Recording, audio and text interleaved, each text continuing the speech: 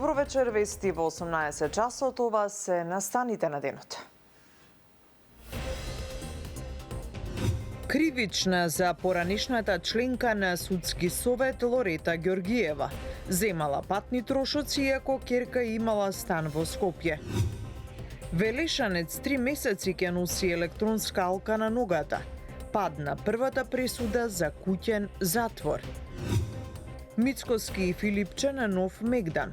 Дали и кој води црна кампања? И само да излажат со намера да го скријат тоа што од Марс се гледа. Ние не водиме црна кампања, ние кажуваме црната вистина. Алармантно, секој втор малолетник пуши. Веќе на 13 години тие почнуваат да пушат. Поранешната членка на Судскиот совет Лорета Ѓоргиева доби кривична пријава за кривично дело измама во службата. МВР тврди дека во период од околу 1 година во вкупно 15 наврати биле исплатени пари како надомест за патни трошоци во износ од 4700 евра, иако имало промена во незината имотна состојба која навремено не ја пријавила. Михајло Видимлиски. Министерството за внатрешни работи поднесе кривична пријава против поранешната членка на Судскиот совет Лорета Ѓоргиева за измама во службата. Повеќе од 1 година земала пари за патни трошоци, иако член на нејзиното потесно семејство. Имал стан во Скопје. Ѓоргиева е судија во Основниот суд во Струмица, а за член на Судскиот совет беше избрана кон крајот на 2018-та. И од тогаш го користела правото на надомест за патни трошоци под услов таа или член од нејзиното потесно семејство да немаат стан или куќа во нивна сопственост во местото каде ја извршува функцијата. Но според МВР, иако нејзината ќерка во меѓувреме се стекнала со стан во Скопје, на Ѓоргиева до крајот на мандатот во Судскиот совет, во 15 наврати биле исплатени околу 4700 евра за патни трошоци. Во временски период од 26.8.2022 до 15.1.2024 година, со намера за себе да прибави противправна имотна корист, со неприкажување на фактот дека има промени во имотната состојба на членовите на нејзиното потесно семејство, не поднела навремено известување до председателот на Судски совет дека нема да користи патни трошоци за патување на релација од Струмица како место на живење, до Скопје како место на извршување на работата и обратно, со што го довела во заблуда Судскиот совет да исплаќа надоместок на трошоци за превоз во вкупен износ од 291.040 денари, за кој износ ЛГ се стекнала со противправна имотна корист, а на штета на буџетот на Судски совет на Република Македонија. Судијката Лорета Ѓоргиева не сакаше да ја коментира кривичната од МВР. Нека институциите си ја работат работата. Кратко одговори за Канал 5 телевизија. Од јавното обвинителство потврдија дека ја добиле кривичната. Вела дека веќе се постапува и се преземаат дејствија. Поранешниот директор на истражниот затвор во Шутка Филип Андов Сокол се изјасни за невин по обвинението во кое тој и уште 6 затворски полицајци се сомничат дека овозможувале спровод на осуденици за приватни потреби. Од обвинителството за гонење, организиран криминал и корупција тврдат дека имаат обезбедено докази во случајот против него и поранешни надзорници и затворски полицајци. Одбраната најавува дека ќе го докаже спротивното од напишаното во обвинителниот акт.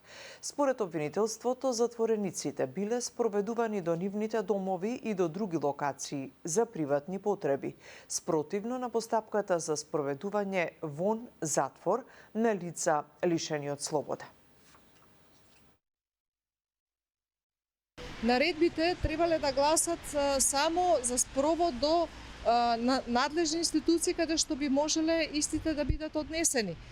Не може во домашни услови да се носат затвореници и при услови каде што они имаат други права, односно да бидат посетувани. Тоа не е погодност, тоа е молба што се извршени овие спроводи и тоа е моје дискреционо право кое сум го користел со право на закон и било во целосно испоштувано и почитувано без никакви причини за нарушување на безбедност на затвор Скопје. Толку можам да кажам. Тоа е дискреционо право, вие како директор на установата? Многу пати. Не направиле никаков пропуст, односно кривични дела и не очекуваме, еве ние пак ќе се сретнеме, ќе видите дека во коректна постапка ќе добиеме ослободителна пресуда за сите. 79-годишен Велишанец е првиот осуден во земјава на куќен затвор, кој ќе има обврска да носи електронска алка на ногата. Казната од 3 месеци му ја изрече Велишкиот суд за полово вознемирување. Здравко Димитров. Алките за следење на затворениците за извршување на алтернативна мерка куќен затвор станува реалност. На 79 годишен Велешанец, обвинет за полово вознемирување, му е пресудено 3-месечно извршување мерка куќен затвор со уред за следење. Неговата казна се состои од забрана за напуштање на домот, освен во случаите кои се предвидени со закон за пробација. Доколку обвинетиот ја прекрши забраната за напуштање на домот, по предлог на надлежен орган, судот може да одреди заменетата казна затвор да се изврши во целост во установа за извршување на казната затвор. Стои во пресудата која ја донесе Велешкиот суд во јуни годинава. Во моментот управата за санкции има 100 функционални алки, но уште 300 се во резерва и наскоро треба да бидат ставени во функција, изјави директорот на управата за извршување санкции Александар Пандов за Канал 5. Пандов вели дека ваква казна може да добијат стари и изнемоштени лица, мајки со бебиња или мали деца, тешко болни лица и лица со инвалидитет, но и лица кои имаат издржано дел од нивната казна. Системот не може да биде хакиран, а доколку некој се обиде да го напушти дозволениот периметар, веднаш ќе бидат известени надлежните органи. Се става алката, се става еден уред во неговиот дом со сим картичка, се намесува тој уред да има одреден периметар за осуденото лице, во кој што ако во дворот ако излезе да не реагира, меѓутоа ако излезе надвор од тој параметар, луѓе кои што се во тоа оделение за електронски надзор веднаш добиваат нотификација. Иако ова е прв случај, уште 2 лица се очекува наскоро да добијат ваква пресуда, посочи Пандов. Инаку електронските алки беа најавени и презентирани пред неколку месеци, со цел да се намали пренатрупаноста во затворите.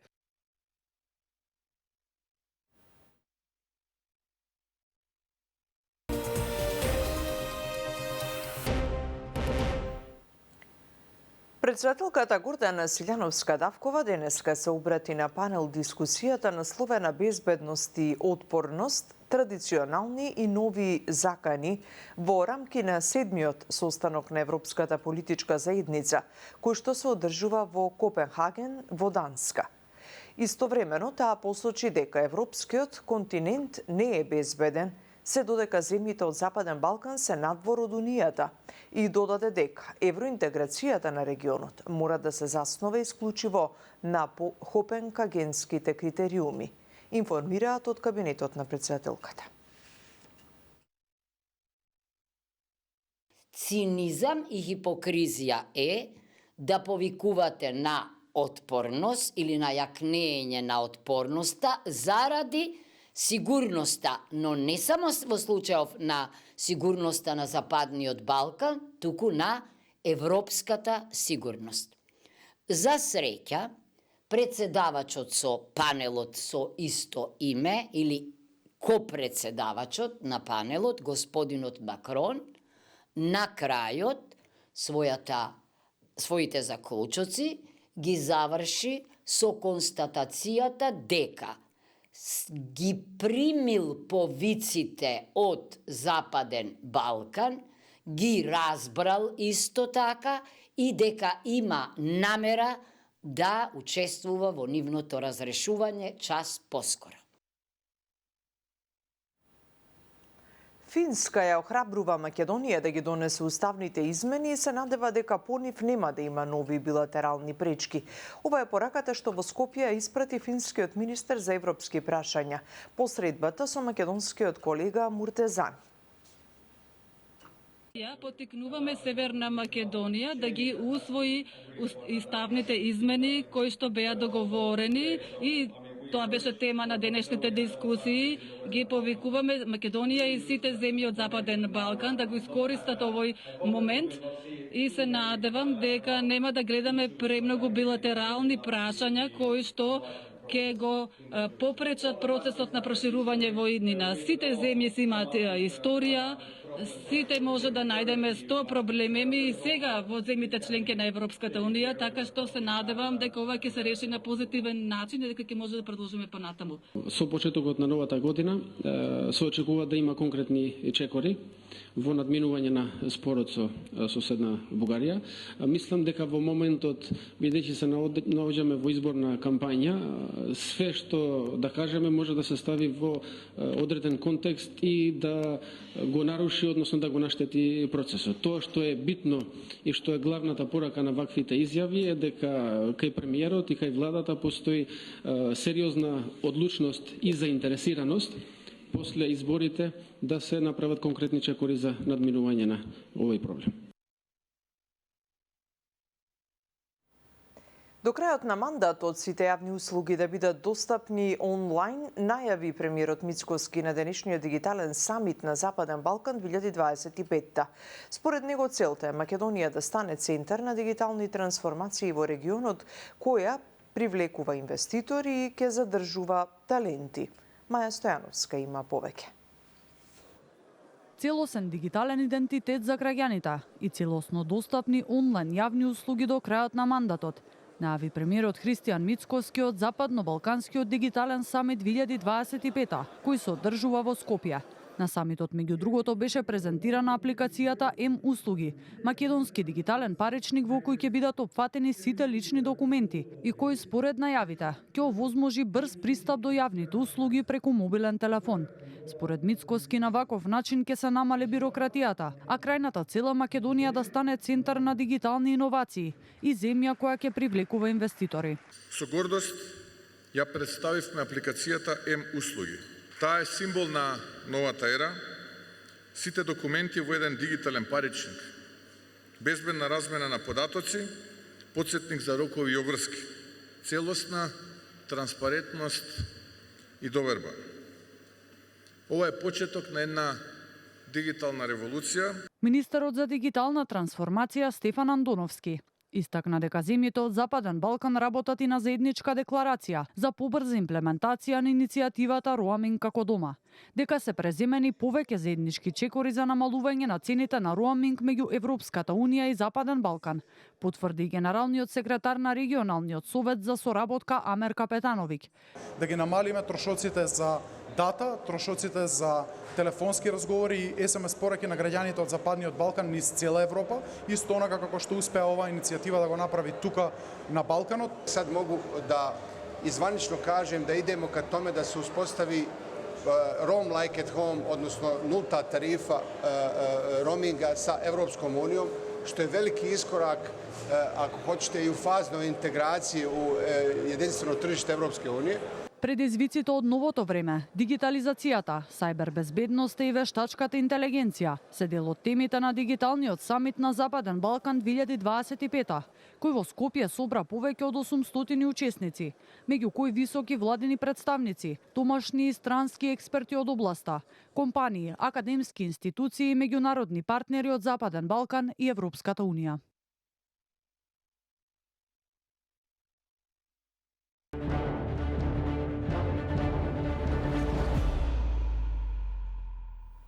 Дали кој води црна кампања? Прашањето нов мегдан меѓу лидерите на неголемите политички партии во предизборието.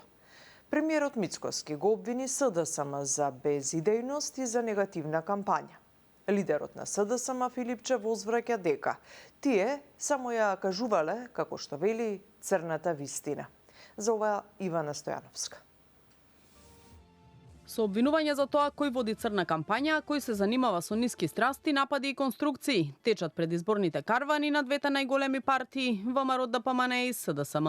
Мицкоски од Кавадарци ги обвини социјалдемократите дека во отсуство на идеи се служат со негативна реторика.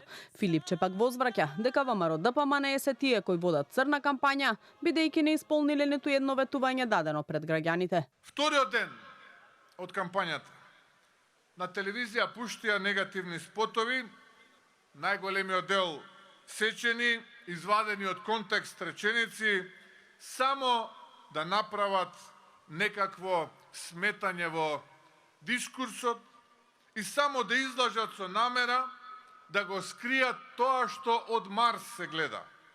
Дека СДСМ не се менува и дека е во тотална безиденост. Го слушам вчера, повторно тие нивни напади, конструкции, измислени, приказни, Дубај, авиони, станови, камиони и така натаму. И, окей, јасно е, човекот нема што да каже, нема ниту една исполнета витоење, нема ниту еден проект со кој што може да се пофали и посегнува по тоа. Ние не водиме црна кампања, ние кажуваме црната вистина во државата, која што дое како резултат на неговите политики. И на четвртиот ден од кампањата не изостанаа препукувањата меѓу партиските лидери за состојбата во правосудството. Мицкоски најавува смена на суди и обвинители по локалните. Филипчо обвинува дека власта се бори за партизирано судство, а не за суштински реформи. Оставам овие малкумина нивни лакеи во обвинителството и судството да зборуваат за тоа. А ако тие молчат, после овие локални избори ќе бидат сменети со луѓе кои што ќе бидат вистински борци за правдата. Се заканува дека после изборите ќе менувал суди и обвинители и ќе апсал луѓе од опозицијата. Мицкоски не се заканува и никој не ти се плаши. Упатени беа и пораки за национално обединување за откочување на патот кон Унијата. Филипче го повика Мицкоски да ја тргне суетата на страна и да ја прифати предложената резолуција. Мицкоски пак порача дека во црвените линии на СДСМ гледа ново предавство на националните интереси.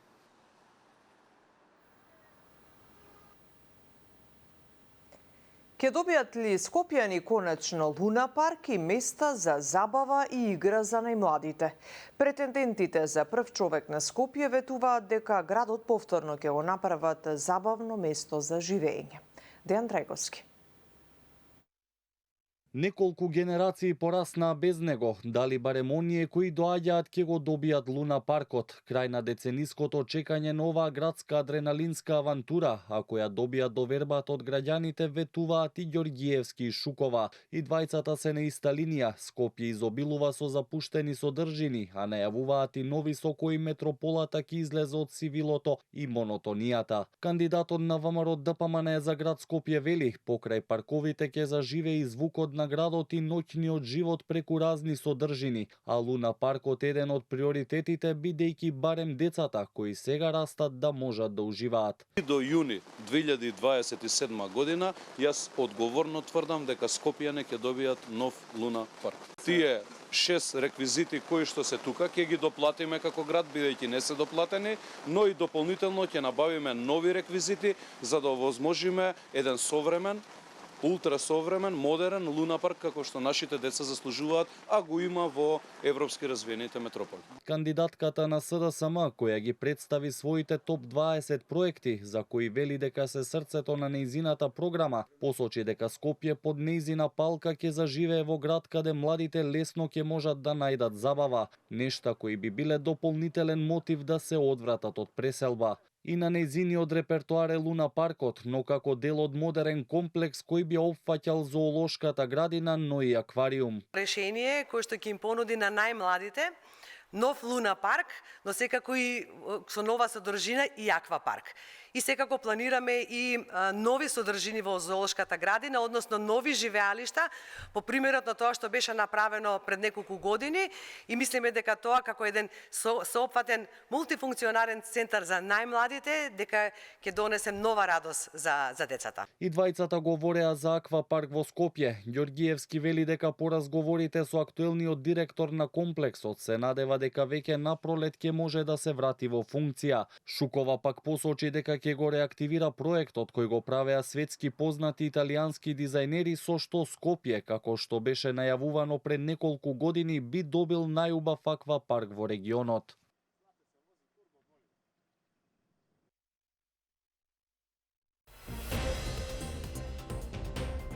Алармантно, секој втор малолетник пуши. Веќе на 13 години тие почнуваат да пушат.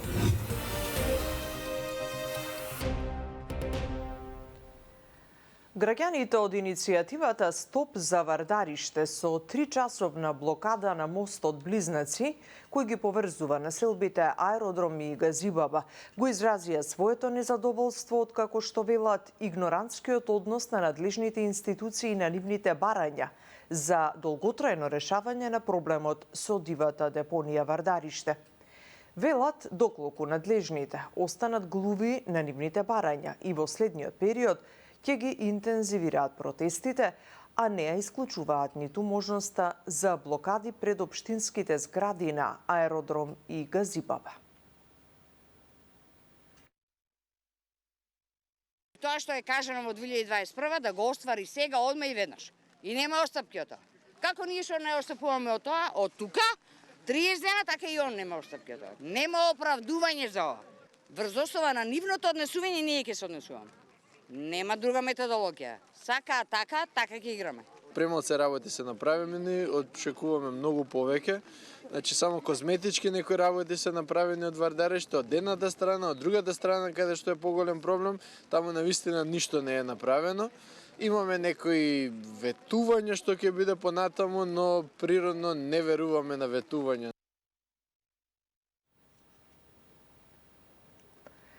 40% од малолетниците во Македонија пушат, а земјава е во рангот земји со највисока стапка на пушење. Покажуваат последните податоци соопштени на денешната работилница посветена на контролата на тутунот и јавното здравје. Младите во просек започнуваат да пушат на 13 години. Светската здравствена организација пресметала дека во Македонија годишно се трошат околу 600 милиони евра. Сања Трајковска-Ставров за ова. Речиси секој второ дете пуши цигари, а најчесто почнуваат на 13 годишна возраст, па со ваквата традиција Македонија се рангира меѓу земјите со највисоки стапки на пушење, истакна учесници на регионалната работилница на која учествуваше и министерката за образование и наука Весна Јаневска. Она што можеме да го направиме како цело општество е да реагираме соодветно и прво да се почитува законот и на малолетници да не им се продаваат цигарите и новите електронски производи што најчесто ги користат младите и дополнително да бидат уште поскапи, смета Тамара Мијовиќ Спасова од аналитика Think Tank. Она што е најфрампантно од анализите што ни покажуваат, веќе на 13 години тие почнуваат да пушат. За возрастната популација некако веќе ни е тоа влезено во ред. Пуши македонскиот народ, меѓутоа ајде да влијаеме на младите.